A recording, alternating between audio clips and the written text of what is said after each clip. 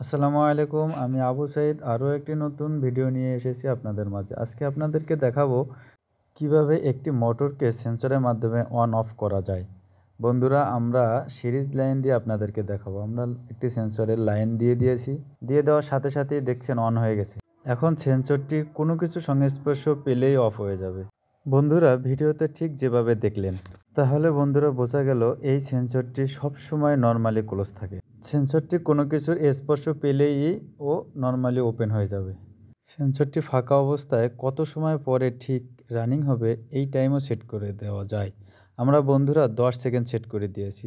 আবারও দেখবেন 10 সেকেন্ড পরে জ্বলে উঠবে। হ্যাঁ, এবার আমরা অন্য কোনো কিছু দিয়ে টেস্ট করে দেখব বন্ধ হয় কিনা।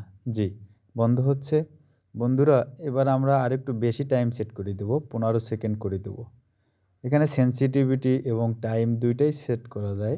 বন্ধুরা, আমরা 15 সেকেন্ড করে দিয়েছি। আপনারা ভিডিওতে দেখতে পাবেন 15 সেকেন্ড হওয়া মাত্রই বাতিটা আবার জ্বলবে। বন্ধুরা, একই রকম দেখতে আমি আপনাদের আরও একটি ডিভাইসের সাথে পরিচয় করিয়ে দিব। তাহলে বন্ধুরা, ভিডিওটি না টেনে সম্পূর্ণ দেখতে থাকুন।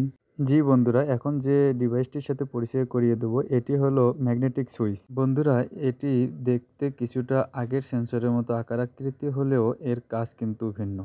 আমরা সেই বিষয়টি আপনাদেরকে দেখানোর চেষ্টা করব।